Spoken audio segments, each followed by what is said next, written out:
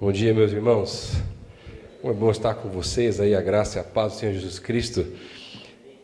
Faz muito tempo que eu não venho pregar aqui, gente, mas não foi por falta de convite, me perdoem. Meu sogro volta e meia está me chamando, mas as responsabilidades, os compromissos e a agenda está ficando um negócio realmente cada vez mais complicado aí ultimamente. Mas a verdade mesmo é que não é nem só a agenda e a parte ministerial, gente, mas pai de 2 meninas, agora 3 praticamente, realmente demanda bastante. Mas não com pesar, mas com uma alegria de compartilhar com vocês aí dessas demandas todas aí que têm surgido sobre esse tempo junto com as meninas também. Meu sogro pediu só para poder se apresentar um pouquinho aqui rapidamente, gente. Tenho feito um trabalho, já fazem aí pelo menos 15 anos, na primeira igreja de Bagé de Curitiba. Hoje estou liderando a juventude toda da nossa igreja, os campos da nossa igreja também, que hoje estamos em 9 outros lugares, em nome de Jesus, logo, logo em mais lugares, ainda em mais países, porque igreja multiplica igreja, né, gente? A gente poder chegar em mais lugares aí com a palavra de Deus também. E tem feito um trabalho muito diferente aí com a Semana de Avivamento, não sozinho, porque unidade se faz no plural, não no singular, né? E a gente tem trabalhado de faz um tempinho aí já também com esse movimento de unidade entre as igrejas, que hoje está em 110 cidades e 12 países diferentes, né?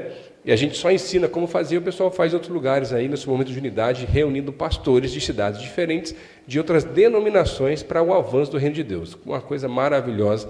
E hora que logo, logo a gente quer voltar a ter culto no estádio também, aí, em nome de Jesus, né? E aí eu queria que você pudesse estar com a gente lá, porque nesse tipo de evento não é só para jovem, é para quem tem a alma jovem, meu irmão. Então tá tudo certo e a gente pode participar junto também, não é verdade? Amém? Meus irmãos, antes de entrar na mensagem, o sogro pediu para trazer também alguns livros. Deus tem dado mais uma direção de algumas mensagens, de alguns livros têm saído aí também, e eu trouxe alguns livros, depois o irmão quiser também pegar um desses livros aí para abençoar a tua vida também, tá?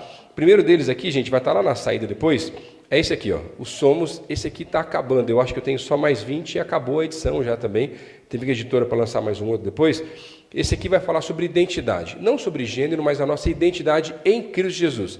Quem que a palavra de Deus revela que nós somos? Nós somos filhos, nós somos herdeiros do Senhor, nós somos embaixadores, somos templo do Espírito Santo e por aí vai. E é uma maneira de a gente poder restaurar a nossa identidade, quem a gente é realmente em Cristo. O outro que saiu no final do ano passado também, esse aqui, ó, Decore Salteado. Eu estava estudando na palavra um tempo atrás sobre vários textos que são muito conhecidos na palavra, mas nem sempre tão vividos. Tem muita gente que tem, por exemplo, o Salmo 91 aberto na porta de casa, mas está lá por proteção, mas não sabe nem o que diz o Salmo 91. Que a gente até imagina, mas não necessariamente decora de verdade, ou, além de decorar, viver o que a palavra fala realmente. Por exemplo, João 11,35 vai dizer, Jesus chorou. Mas chorou por quê? Deve estar chorando de tristeza, porque a gente nem sabe que ele chorou de verdade, né?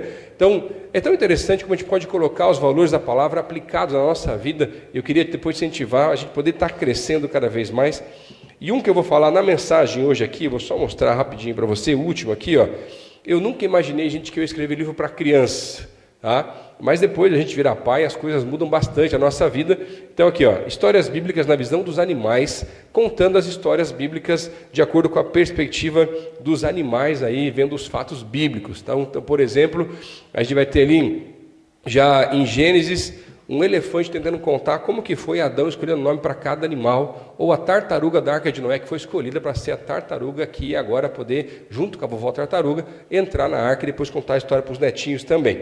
Amém, gente? Chega de propaganda, vamos para a palavra que é o que importa. Amém? Glória a Deus. Meu irmão, eu queria olhar com você hoje aqui para a palavra de Deus. E você que gosta de anotar a mensagem, hoje o tema dessa mensagem é fardo leve. Eu queria olhar para a palavra, ainda mais porque é final de ano. Eu não sei se só eu, se você também está meio cansado. O ano, gente, que ano interessante. Rápido, mas que ano mais difícil a gente tem passado aí também. E sabe, algumas semanas atrás, estava conversando com a minha esposa, que eu estava muito cansado e estava com muita demanda e com muita correria, e é frente para cá, frente para lá, e aquela coisa toda. Só que ela falou assim, mas não é de hoje, já faz tempo. E ela pegou os cadernos de oração dela e começou a olhar um pouquinho mais e vendo assim, olha, mas que ela faz a mesma oração faz tempo. Senhor, abençoe meu marido porque ele está muito cansado. E eu não sei se sou só eu, mas eu acredito que tem muita gente que está cansado, sobrecarregado. E hoje eu vim trazer para você um refrigério diretamente do Senhor, para você ter um fardo leve em nome de Jesus. Amém? Só para você ter uma ideia, meu irmão, outro dia, na correria do nosso dia a dia, lá na nossa casa, eu estava junto com a minha esposa lá e a gente estava correndo na manhã para preparar o café para as crianças, arrumar elas para sair, aquela coisa toda.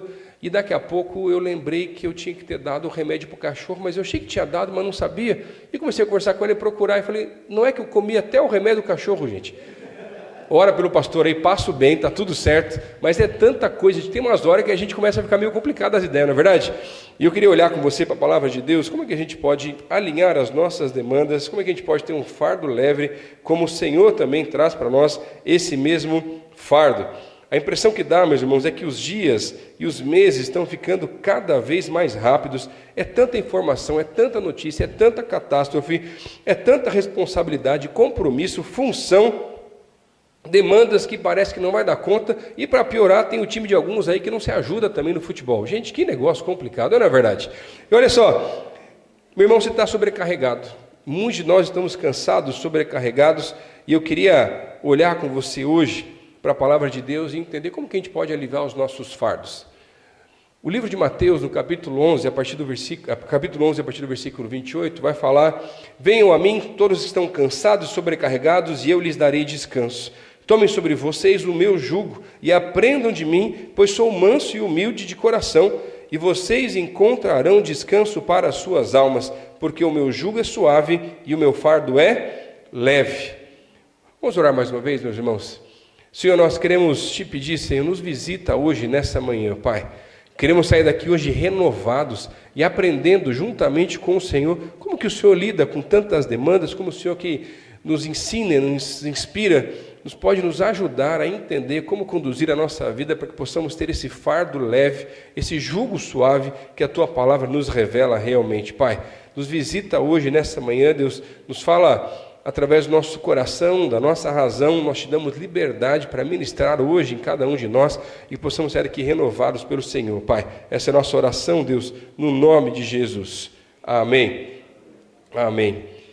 Hoje eu quero olhar com você para a palavra e aprender com Jesus, que tinha tantas demandas, tantas responsabilidades, o seu ministério ainda aqui na terra, e era a multidão que procurava, e as pessoas estavam atrás dele, e o negócio não parava, e eu ficava pensando assim, Senhor, mas como é que o Senhor conseguiu lidar com tanta coisa, e ainda assim conseguiu manter um equilíbrio, e é isso que eu quero ver na minha vida. E sabe, tem muitos livros hoje em dia que vão trazer novas inspirações para a gente, a nos ajudar, não somente livros cristãos, mas às vezes a gente quer tentar ver livros sobre produtividade, sobre rotina, e você vai ler vários e vários livros por aí. Tem o Clube das 5 da manhã, e tem o não sei o que lá, e tem um monte de livro tentando ensinar a gente a lidar com sobrecarga, com peso e tudo mais, mas aquelas estratégias funcionaram com uma pessoa ou um grupo de pessoas, mas não necessariamente funcionam com você. Outro dia eu estava lendo um livro muito interessante, já fica a indicação da leitura aí também, Redimindo o Seu Tempo, o autor Jordan Raynor, muito bacana o livro, e ele começou a perguntar para Deus, depois de ter feito vários livros de autoajuda, de gestão do tempo e aquela coisa toda, mas Senhor, como é que o Senhor cuidava do tempo? Como é que o Senhor conseguia lidar com tantas demandas? E hoje eu quero olhar com você para a palavra de Deus, no livro de Lucas, do capítulo 4 até o capítulo 6, com 3 situações diferentes em que o Senhor Jesus nos ensina, nos inspira e nos ajuda a lidar com as nossas próprias demandas, com os nossos fardos, para que eles se tornem cada vez mais leves em nome de Jesus. O trabalho de Jesus começa a tomar evidência, a sua fama começa a crescer, as pessoas começam a trazer mais e mais e mais demandas, e Jesus nos ensina nessas 3 situações como que o nosso fardo pode ser leve e suave. Primeira situação aqui, que nós precisamos entender, abre a tua Bíblia no livro de Lucas, capítulo 4, a partir do versículo 42. Lucas 4, a partir do verso 42, diz assim a palavra: quando amanheceu, Jesus saiu e foi para um lugar deserto. As multidões o procuravam, foram até junto dele e não queriam deixar que ele fosse embora. Jesus, porém, lhes disse: é necessário que eu anuncie o evangelho do reino de Deus também nas outras cidades, pois é para isso que eu fui enviado. A primeira maneira de lidar com a sobrecarga, gente, que a palavra nos ensina, é que nós precisamos aprender o que Jesus ensina nesse texto, que é o reconhecimento da dependência.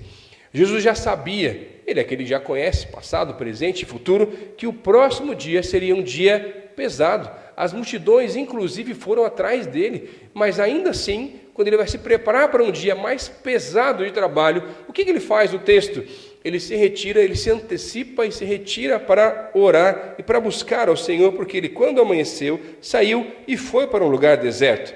E é interessante porque o início do capítulo 4, Jesus é impelido pelo Espírito para o deserto. Logo depois, seu ministério começa na região da Galileia, um local onde estavam os perdidos, esquecidos, um local de passagem, de descanso, por causa da água, um lugar extremamente propício para alguém começar um ministério como o ministério de Jesus. Aqui, Jesus já havia curado o endemoniado de Cafarnaum, já havia curado a sogra de Pedro. Quem é esse que até a sogra cura? Voltando para a mensagem aqui, as pessoas levavam seus amigos e familiares para que Jesus os curasse, e é interessante porque algumas pessoas estavam começando a dizer: será que esse não é realmente o Messias? Será que esse não é realmente o Filho de Deus? O ministério cresce, as multidões estavam ansiosas para verem, falarem com ele, serem curadas por Jesus, e ele vai descansar, acorda mais cedo, vai para um lugar deserto. E o texto continua e vai dizer que as multidões foram procurar ele no deserto. E sabem, o reconhecimento da dependência é o que nos falta muitas vezes. Às vezes achamos que somos autossuficientes, que damos conta do recado, que conseguimos resolver as situações, mas o que nós mais precisamos muitas vezes é voltar a colocar o Senhor no primeiro lugar. É fazer da coisa mais importante realmente a mais importante. Quantas vezes, em meio à correria do nosso dia a dia, deixamos o Senhor de lado, o devocional passa desapercebido, e quando você vê, você passou já um dia, 2, 5, 10, um mês, sem estar buscando o Senhor, sem ter o teu tempo de secreto, sem estar reconhecendo que nós simplesmente dependemos do Senhor para tudo aquilo que nós fazemos. Dependemos do Senhor para levantar, para respirar, para poder cuidar dos nossos filhos, para cuidar da nossa casa, para trabalhar, e por aí vai.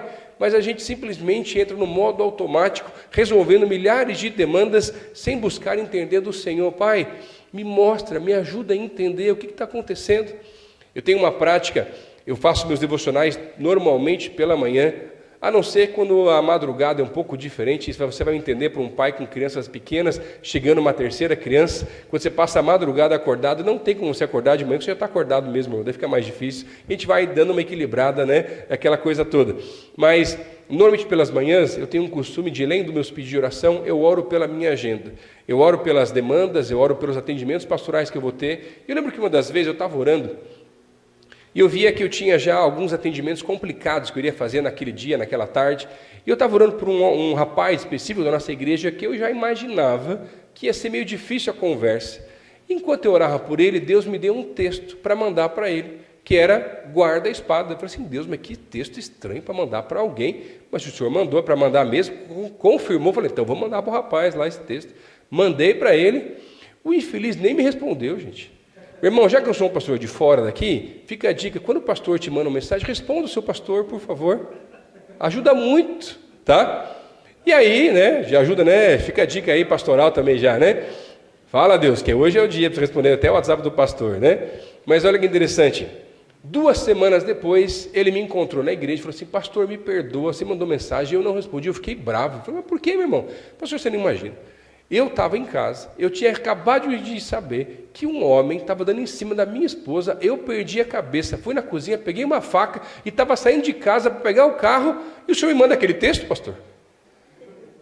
Meu irmão, olha que coisa maravilhosa, Deus me abençoou, não só o irmão, eu não precisei nem visitar na cadeia, nem fazer funeral, o meu trabalho foi mais leve.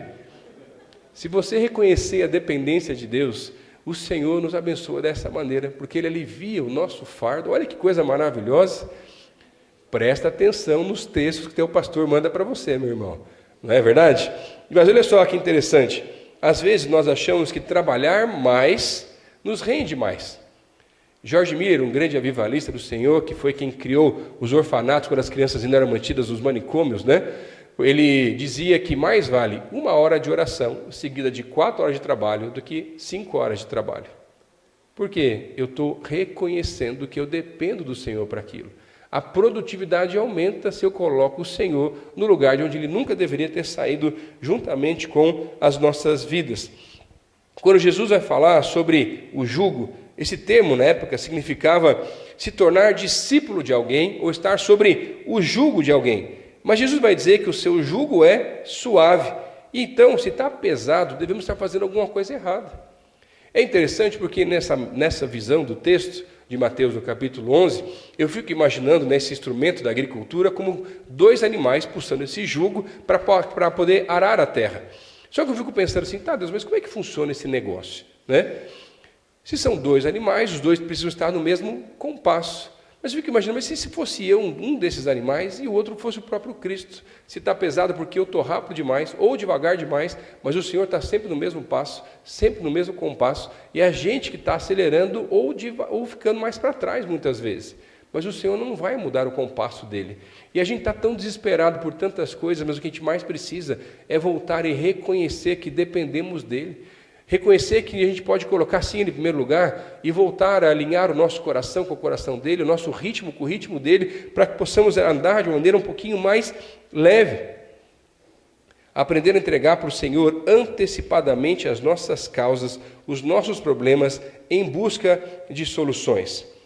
Outro dia, eu estava num acampamento, um tempo atrás, na verdade, já faz um tempinho até, e eu lembro que era um acampamento de crianças que eu fui pregar, acho que eram crianças de 6 a 9 anos de idade, e o pessoal lá, de uma maneira extremamente pedagógica, queria ensinar para as crianças, durante o acampamento, como era lidar com o fardo pesado do pecado. E eles mandaram fazer umas mochilinhas daquelas que você puxa com uns fiozinhos assim, né? Parece que era de guardar chuteira, não eram tão grandes assim, e cada criança ganhou de presente uma bolsinha daquelas. Coitados, nem sabiam do terrorismo que acontecia naquele lugar.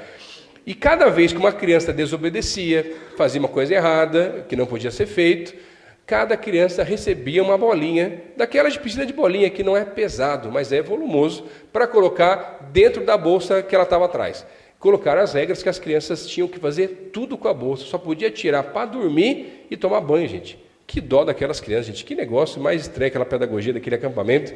Tinha criança, gente, que na primeira noite estava com a bolsa cheia já, tinha que entregar uma segunda. Meu irmão, se você quer entender e aprender mais sobre paciência, se quer aprender mais sobre ser pleno no Espírito, eu aconselho você a ser voluntário no retiro de crianças da igreja aí também, para ajudar aqueles anjinhos maravilhosos que estão lá todos juntos num quarto e cuidar de 10 ou 12 crianças. É uma experiência maravilhosa, meu irmão. Você vai crescer na sua intimidade com Deus de um jeito que você nunca esperou antes. Você vai precisar obrigatoriamente depender de Deus, porque se for depender do teu conhecimento, da tua paciência, você não consegue realmente. Mas foi interessante porque as crianças iam errando e fazendo as coisas lá, iam ganhando as bolinhas e colocando nas costas. E dava uma dosinha daqueles meninos, gente. Por mais que os meninos lá também eram uns pecadores, que não era fácil mesmo lá, mas que dó que dava dos meninos lá, carregando aqueles negócios pesados, jogando bola. Tio, não aguento mais, está me atrapalhando e não sei o que, aquela coisa toda. Não era pesado, mas fazia um volume grande. Criança pequena, gente, atrapalha mesmo. E aí no último dia, me falaram para preparar uma mensagem que era para falar sobre como que a gente entrega o nosso fardo nos pés da cruz de Cristo. Só que os tios não tinham contado para as crianças, e era para ver se elas conseguiam entender, mas elas não tinham entendido. E tinha uma cruz lá no palco do lugar do retiro, né, do lugar dos cultos, desde o primeiro dia. E quando eu fui terminando a mensagem, falei, gente, essa cruz está aqui desde o primeiro dia.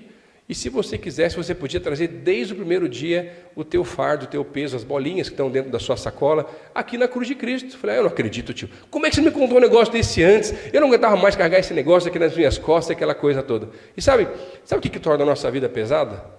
É o peso que a gente coloca nas nossas costas. O Senhor hoje está aqui nesse lugar dizendo, filho, pare de carregar fardos tão pesados. E lembra que você pode entregá-los na minha cruz. O meu jugo é suave, o meu fardo é leve. Por que ele é leve? Porque nós entregamos o nosso fardo diante da cruz de Cristo. E sabe, é uma história tão simples, mas parece muito com a nossa. 1 João, capítulo 5, versículo 3, porque nisso consiste o amor a Deus, em obedecer os seus mandamentos, e os seus mandamentos não são pesados. Você confia que Deus pode sim todas as coisas? Então por que você não entrega as tuas causas, os teus problemas, as tuas situações, os teus fardos e os teus pesos, para que Ele possa resolver também? Segundo lugar, senão o pastor se empolga demais aqui, o alinhamento das demandas. Avança a tua Bíblia um pouquinho aí, Lucas capítulo 5, versículo 15. Lucas capítulo 5, versículo 15, das situações aí de Lucas 4 a 6, que Jesus nos mostra como lidar com o nosso fardo.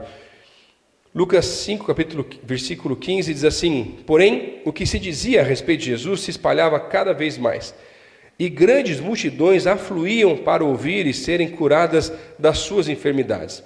Jesus, porém, se retirava para lugares solitários e orava. Eu acho maravilhoso a maneira como Jesus nos ensina, sem precisar fazer dessa maneira, porque o que ele está fazendo aqui é ensinando a nós como lidar também com as nossas demandas, e o que ele faz aqui é que ele está alinhando as demandas. O que ele está mostrando, gente? Quando o Senhor está num momento do ministério dele, em que ele começa a tomar ainda mais evidência, as multidões o procuravam, se falava sobre ele, se fosse os nossos dias, talvez o ministério de algum homem de Deus aí também, talvez o que ele ia fazer agora, ele ia estar sendo convidado para dar nos principais programas de televisão, ia estar bombando nas redes sociais, ia estar nos principais lugares e principais igrejas ao redor do mundo, pregando e viajando tudo que era lugar. Mas Jesus não faz nada disso, porque não tem a ver com o propósito daquilo que ele havia sido chamado para fazer. Mas ele simplesmente se retira para lugares solitários e orava, porque ele não queria que o seu coração fosse levado por aquilo que estava acontecendo ao seu redor, mas para que ele pudesse sim manter e cumprir o seu propósito, e o seu propósito até o final. Porque é interessante, porque Jesus não caminha por demandas, ele caminha por propósitos. Mas muitas vezes nós nos deixamos levar por tantas outras coisas que estão ao nosso redor, mas o que nós mais precisamos é alinhar as nossas demandas com o Senhor. As demandas da multidão são insaciáveis, as demandas da multidão são cada vez maiores, mas é interessante a gente olhar porque a gente não vai dar conta de tudo. Eu não vou dar conta de todas as demandas que as minhas filhas têm, eu não vou dar conta de todas as demandas que as minhas ovelhas trazem, eu não vou dar conta das minhas próprias demandas, quanto mais os outros, meu irmão. Por isso que eu preciso alinhar as demandas com Deus. Senhor, eu estou gastando força demais em muitas áreas, o que é mais importante? Onde que eu tenho que dedicar mais tempo? Onde que eu preciso colocar as minhas forças? Eu quero alinhar as minhas demandas com Deus, porque às vezes, no modo automático, estamos fazendo tantas e tantas demandas, mas não estamos fazendo necessariamente aquilo que Deus nos chamou para fazer. Tem um livro muito interessante do C.S. Lewis, não sei se você já chegou a ler, fica a indicação de mais um livro de leitura aí também, Cartas de um Diabo ao Seu Aprendiz. Nesse livro, de uma maneira muito cômica, até engraçada, C.S. Lewis vai tratar, na verdade, entre dois demônios, um mais experiente, o tio Maldonado, e o seu sobrinho, de como eles deveriam fazer para afastar ou desviar os cristãos do caminho. E é interessante, uma das estratégias que eles trabalham, de maneira até bem engraçada, você fica olhando a maneira que eles conversam, é que eles falam sobre o reino do ruído. Eles falam, olha, uma das estratégias que mais funciona para fazer com que as pessoas parem de buscar a Deus é envolvê-las no reino do ruído. O reino do ruído, gente, é uma agenda lotada. São a perda de tempo que nós temos tão grande meio às redes sociais, a perda de tempo muitas vezes são as agendas cada vez com mais e mais coisas e responsabilidades e tudo mais, que nos fazem não ter tempo para Deus, não ter tempo para alinhar o nosso coração com o coração do Pai, e a gente vai se perdendo, e não são simplesmente coisas erradas, gente, são as coisas do dia a dia, é eu levar a criança na escola, é correr para cá, correr para lá. Onde que Deus está no teu dia a dia? Qual é o momento que você tem alinhado as tuas demandas com o Senhor, para você não ficar só correndo e correndo e correndo, porque quando você olha para trás, gente, já passou mais de um ano, e quando você olha para trás, já passou às vezes mais de 10, e a gente não está vivendo coisas novas com o Senhor, porque a gente não está alinhando as nossas demandas com Ele. Onde que está precisando melhorar isso na nossa vida? Quando a nossa primeira filha nasceu, a Lucy, eu e a Evelyn, nós tínhamos feito vários cursos, vários livros que tínhamos lido sobre paternidade e como lidar com uma criança pequena, afinal, pais de primeira viagem, né, gente? A coisa é um pouquinho diferente. Mas eu lembro que teve uma madrugada que a Lucy começou a chorar e ela não parava de chorar por nada, meu irmão. Eu já estava orando, eu estava dando volta, eu tinha dado 7 voltas na casa já para ver se funcionava, não tinha o que fazer, meu irmão. Eu já tinha orado de joelho, já era sentado, orando deitado. Depois de 4 horas de uma criança chorando de madrugada, você não está nem respondendo pelos teus atos mais, na verdade. Eu estava clamando, implorando, gente. Não tinha mais jeito. E tinham todas as técnicas que nós tínhamos aprendido, tinha utilizado. Era a bolsinha de semente esquentada, né? Era o ofurô, para ver se a criança acalmava um pouquinho, para ver se de repente podia ser algum tipo de cólica, era massagem, era a bicicletinha que você fazia na perna, que chacoalha os pais, sabe o que eu estou falando aí também? E tinha tudo que eu tinha tentado lá, nada dava certo. Tem uma hora que eu estava desesperado, eu sentei na cama, é minha vontade, meu irmão. Se não era dormir, porque eu não tinha como dormir mesmo, era de chorar, porque eu não sabia mais o que fazer. E aí, naquela hora, eu lembrei que quando nós estávamos no hospital, uma enfermeira nos encontrou e falou assim, olha, papai, mamãe, se um dia a criança, vai que, por acaso, quem sabe, né? Todavia, ela começa a chorar, não para. Se você colocar a criança, o ouvidinho dela bem próximo do coração do pai ou da mãe, ela lembra do tempo do ventre e para de chorar. Mas, gente, aquilo não estava nos livros. E eu não acreditei muito, mas naquela hora, para quem tinha tentado de tudo, o que custava tentar mais uma coisa, né, meu irmão? Você está desesperado, né? E fui colocando ela bem perto do coração, e aí foi interessante porque ela foi se acalmando e parou de chorar. Na mesma hora, o Espírito Santo de Deus me visitou e falou assim: Lucas, você é igualzinho à tua filha, você anda inquieto, e o que você mais precisa é voltar para o meu colo para alinhar o teu coração com o meu coração. Estamos muitas vezes desalinhados com Deus, fazendo as coisas certas, corretas. Não estou falando sobre pecado aqui, estou falando sobre uma agenda lotada, meus irmãos. Será que está na hora de acordar um pouquinho mais cedo? Dormir um pouco mais tarde? De otimizar algumas coisas? Às vezes aquele tempo do carro, você vai colocar alguns louvores, ter um tempo com o Senhor, no trânsito que você tem, no dia a dia, na locomoção. Quais são as áreas, quais são os momentos, os lugares em que você precisa alinhar as demandas com o Senhor? E sabe, tem uns irmãos que muitas vezes estão cansados porque estão assumindo uma responsabilidade que não é tua. Eu conheço muitos irmãos da nossa igreja, lá na primeira igreja batista, que colocaram sobre si a responsabilidade de resgatar os seus filhos. E é uma oração antiga que eles fazem. Mas sabe, nós vamos orar, mas quando você está com algum filho, alguém muito próximo a você que está afastado dos caminhos do Senhor, a impressão que dá é que não existem mais palavras que você pode trazer para aquela pessoa voltar para os caminhos. E você está cansado, desanimado, desgostoso, às vezes até, porque você tentou de tudo. Mas sabe, está na hora do quê? Está na hora de voltar para o secreto e voltar a alinhar as demandas do Senhor. Esse filho também é teu, essa filha também é tua. E eu sei que é do teu interesse resgatar os nossos filhos, e um dia a nossa casa toda servirá ao Senhor. E eu não vou parar de orar, de jejuar, de buscar, porque não tem mais o que eu possa fazer para resolver essa situação, mas o Senhor pode fazer. Porque só o Senhor pode tocar o coração dos nossos filhos, só o Senhor pode tocar o coração dos nossos pais, dos nossos parentes, dos nossos vizinhos. Senhor, faz algo que eu não sei explicar, mas traz de volta essas crianças em nome de Jesus. Lá na igreja eu escutei uma história outro dia que o pastor Pascoal estava contando, de um jovem que havia se afastado dos caminhos do Senhor, e a sua mãe orava muito por ele, tinha tentado de tudo para que ele resgatasse para o Senhor, mas ele estava entregando as drogas. Um dia aquele jovem vai para uma favela de Curitiba, e uma senhora de uma das casas percebe que ele está na porta da casa dela, e ela começa a dizer para ele assim: vai para casa, volta para casa, que a tua mãe está chorando por você. O Senhor está mandando dizer, volta para a tua casa. E aquele jovem não queria saber de nada mesmo, não queria ir embora. Aquela mulher, indignada, foi na cozinha dela e pegou a grade do fogão e começou a bater naquele menino. Vai para casa que a tua mãe está orando por você agora, você precisa voltar para casa agora. Aquele menino indignado foi embora para casa. Quando ele chegou, a mãe dele estava ajoelhada na sala de casa, orando por ele para que Deus trouxesse aquele menino de volta. Ele entra em casa e tamanha presença, aquele menino volta para os caminhos do Senhor e acerta a vida dele.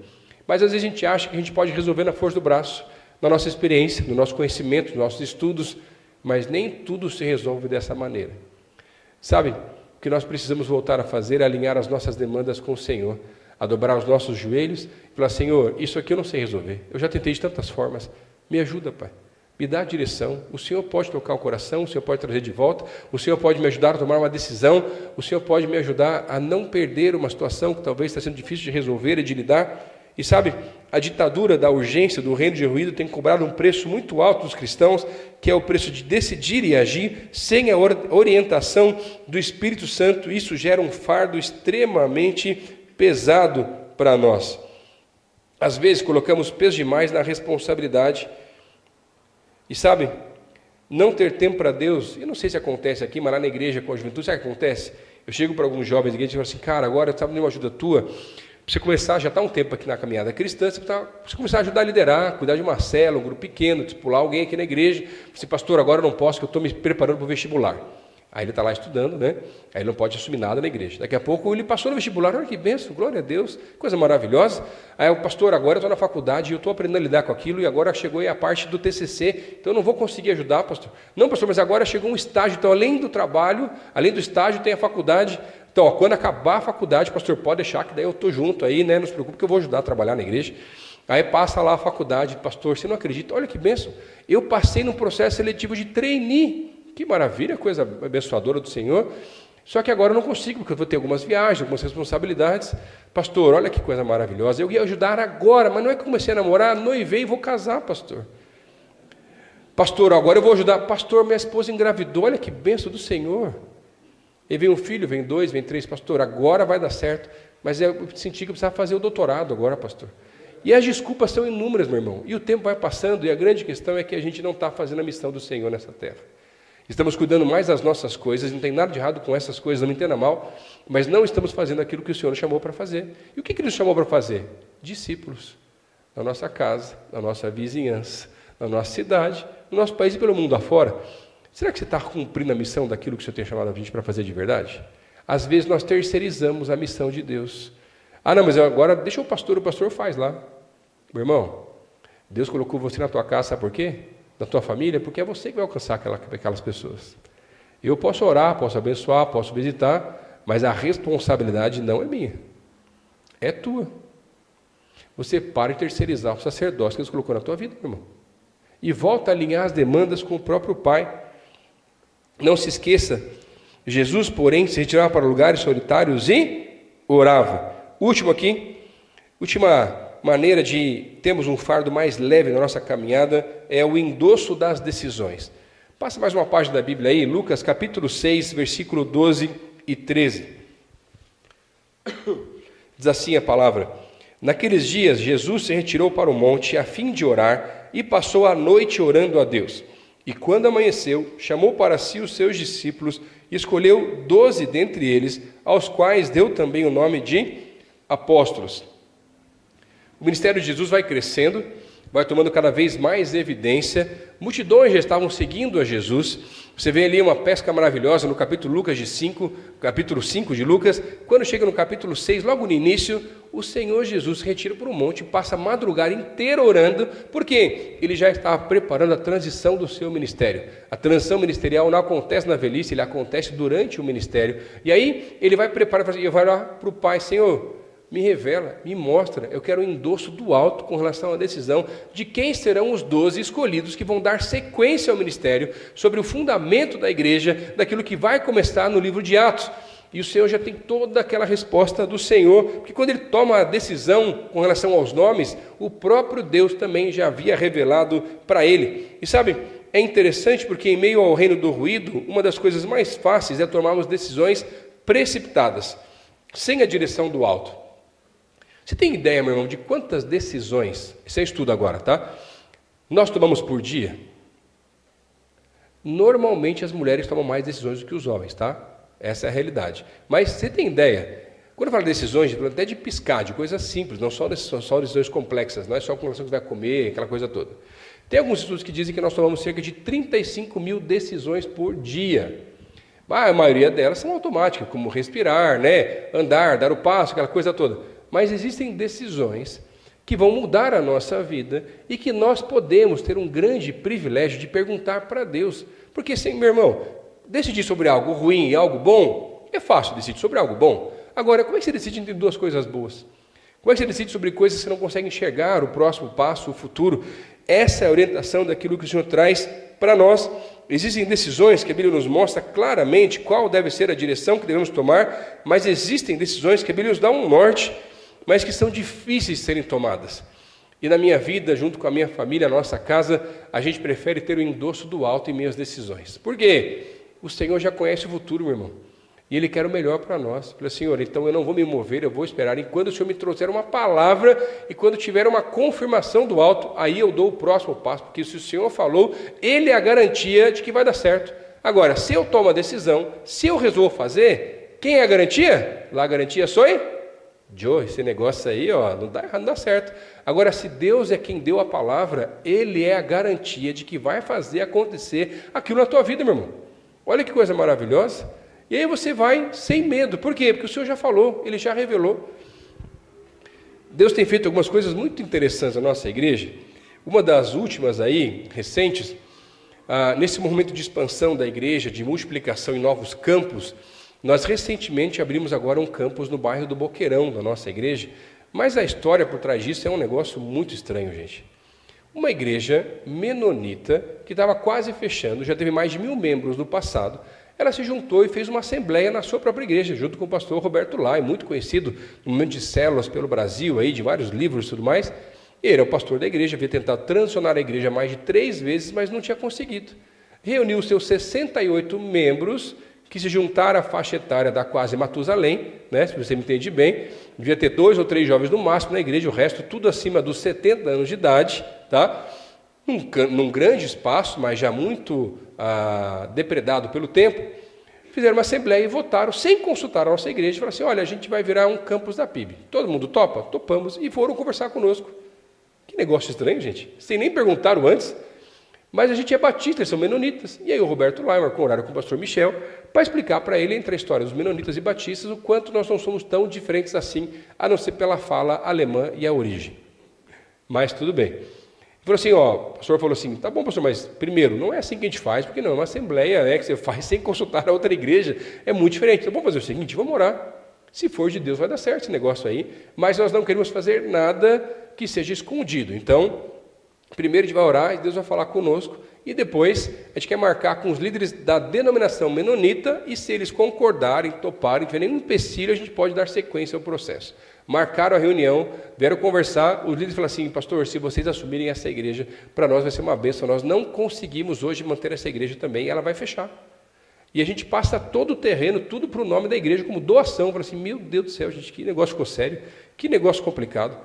Mas já não bastava tudo isso, na frente dessa igreja tinha uma igreja batista. Um pouco mais avivado do que o normal, digamos assim. Aí eu tenho de um lado os menonitas bem tradicionais, quase sendo arrebatados, e do outro lado o pessoal lá, que já estava até arrebatado, na verdade, também já, e avivado. Assim, e aí o pastor dessa igreja, o pastor Bartolomeu, marcou um horário com o nosso pastor Michel e falou assim, pastor, como é que você vai abrir uma igreja batista na frente da minha igreja? Vamos juntar as 2 igrejas. Eu falei assim, meu irmão, não vai dar certo esse negócio. O fogo, o gelo junto, o negócio vai ser muito diferente. A gente começou a orar e Deus deu uma palavra e falou, pode juntar as 2 igrejas que vai dar certo. Eu falei assim, meu Deus do céu, gente. É só na glória para dar negócio certo, negócio desse. E aí conseguimos todo o processo, o pessoal da igreja menonita se mudou para a igreja da frente, que era um lugar alugado, enquanto reformávamos o prédio antigo, para que pudesse estar pronto e tudo mais. Gente, e não é que deu certo, gente. O povo se animou de estar junto.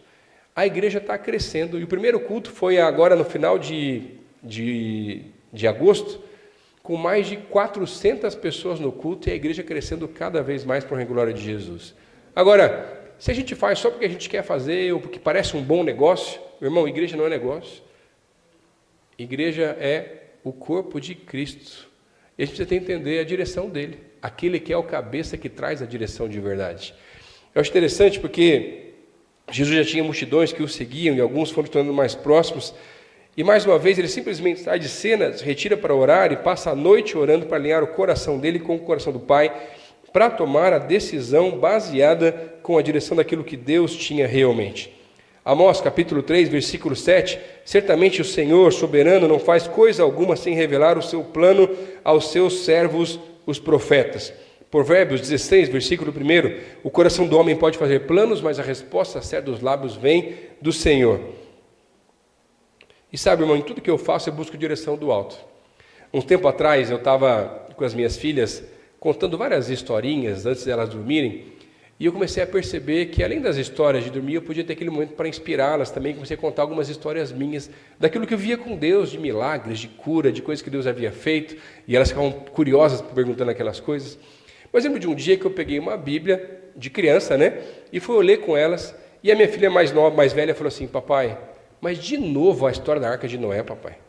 Você já contou, a mamãe já contou, a vovó já contou, o vovô lá na igreja já vi também, mais de uma vez. Não tem outra história não, papai? Gente, criança ama história de bicho. Eu falei, meu Deus, aquele dia eu fiquei triste. Está perdida a menina, não é possível, gente. Negócio complicado, né? E eu falei assim, e agora o que eu faço? Porque a próxima história eu já sabia também. E eu falei assim, ah é? E você já ouviu por um acaso a história da tartaruga da Arca de Noé? Eu falei assim, essa não, papai. E eu comecei a inventar uma história de uma tartaruga que estava contando história para os seus netinhos, de quando ele viu um homem de Deus começando a desmatar um lugar grande para construir um grande barco, porque algumas espécies de tartarugas vivem mais de 120 anos, que é o tempo da construção da arca, mas você já sabe disso, porque você lê a Bíblia, né, meu irmão? E aí, vai vendo tudo aquilo acontecer, e os bichos ficam todos lá preocupados, o que vai acontecer, como é que vai ser, e ela é escolhida junto com a esposa naquela época, que agora depois se tornou a vovó tartaruga, para ser a espécie de tartaruga que ia dar sequência às tartarugas no futuro. Aí o problema foi no outro dia, eu falei assim, papai, tem outra história, eu falei assim, meu Deus do céu, e agora o que eu vou fazer? Aí eu lembrei dos corvos que alimentaram o profeta, e os corvos, né, eu gosto muito de animais, gente, eu gosto de assistir esses programas, né, de Discovery Channel, coisas assim e tal, né, um dia minha esposa em nome de Deus vai gostar, mas por enquanto é só as meninas que estão começando a gostar também, né, amor? E aí eu lembrei que os corvos são animais naturalmente egoístas, então eu criei a história do corvinho e do corvão, 2 irmãos corvos, que Deus havia falado com eles para dividir o alimento com o profeta, mas eles não queriam. Mas eles resolveram obedecer a Deus. Só que cada dia que ia passando, elas pediam uma nova história e Deus ia dando uma graça. E um dia, eu estava lá, enquanto elas dormiam, eu estava orando, Deus falou comigo assim, mas por que você não escreve as histórias? Eu falei assim, Deus, eu não sei escrever história, eu sou pastor de juventude, coisas de igreja. Com criança, estou aprendendo agora, não é minha praia, não sei fazer esse negócio. Eu falei, escreve. Aí eu escrevi 8 histórias e mandei para um amigo meu, do pessoal lá da editora do Pão Diário, da seguinte maneira: olha, gente, estou escrevendo por obediência para vocês, mandando para vocês, Deus mandou mandar. Mas pode ser sincero, pode falar que está ruim, não precisa nem publicar, só estou obedecendo esse negócio. Mandei o e-mail, eles me responderam assim, mas pastor, a gente gostou das histórias, a gente quer publicar as histórias. Podemos? Pode, né? Se não tiver que pagar nada, melhor ainda, meu irmão. E no final das contas, para resumir a história, eles quiseram publicar, fizeram 10.000 cópias e um contrato em português, inglês e espanhol, e hoje o livro está em 28 países, em 3 línguas diferentes para o Regulário de Jesus, gente. Você vê que negócio maravilhoso? Mas às vezes a gente não acredita. Mas por quê? Porque Deus deu uma palavra e você obedeceu. Será que está na hora de a gente obedecer um pouquinho mais ao Senhor, meu irmão? Será que a gente está às vezes brigando com Deus por coisas que não precisa brigar? E está na hora de receber o endosso do alto com relação à hora, o tempo e aquilo que a gente tem que fazer e aprender dessa maneira. Mas eu queria terminar essa mensagem, porque por mais que possamos buscar essas orientações do Senhor para aliviar os nossos fardos, existem momentos da nossa vida que fogem do nosso controle. Porque algumas tempestades nos encontram em meio à nossa caminhada. E como é difícil para nós aliviar fardos que não buscamos, que não são buscas ou consequências nossas, mas que nos encontram às vezes. Às vezes é uma enfermidade, uma situação difícil que a gente tem que lidar, um tipo de acidente, o desemprego, e por aí vai. Pastor, como é que a gente faz para lidar quando acontece algo assim na nossa vida? Eu lembro que quando eu e minha esposa recebemos a notícia da nossa segunda gravidez, da Lise, que está aqui com a gente de amarelo, e a gente recebeu o diagnóstico dela, que ela tinha toda uma situação com a fissura palato-labial, a gente perdeu o chão. Senhor, mas e agora? O que a gente vai fazer? Como é que vai acontecer? E a gente fica perdido em meio a situações. Mas foi tão interessante porque mesmo em meio a uma dificuldade tão grande, em meio a um diagnóstico, ou qualquer situação que a gente possa estar enfrentando, o maravilhoso é que o Senhor se revela com a sua presença. Porque a sua promessa não é que nós não teríamos aflições, mas de que Ele estaria conosco todos os dias do nosso lado. E a palavra dele é, tem de bom ânimo, eu venci o mundo. E aí nós orávamos por um milagre. Ela foi curada, o palato inteiro veio fechado para ir contrário a todos os diagnósticos médicos, o lábiozinho veio aberto e logo com 3 meses de idade fez cirurgia. Até o dentinho dela que tinha do lado da fissura, que tinha fechado o céu da boca ali, que não tinha vindo, gente, começou a vir faz 3 semanas atrás, gente. Nem o dentista acreditava que era possível um negócio desse. Por quê? O Senhor continua ouvindo as nossas orações. E eu vim aqui orar com você hoje, trazer essa mensagem para dizer para você que está na hora de você voltar para o secreto, de alinhar as tuas demandas com Deus, de buscar o endosso do alto e reconhecer que nós dependemos dEle, para fechar um negócio, para alcançar as nossas metas num alvo do mês, talvez no teu trabalho, para resolver as coisas em casa, para criar os nossos filhos, para alinhar as demandas e tudo aquilo que nós precisamos, o Senhor pode nos ajudar e nos abençoar realmente. Eu podia passar o dia inteiro contando histórias daquilo que Deus tem feito. Mas melhor do que contar histórias é viver as nossas histórias com Deus. Às vezes, quando ouvimos uma pregação como essa, ficamos imaginando, mas é porque é pastor, meu irmão. Não tem a ver com ser pastor.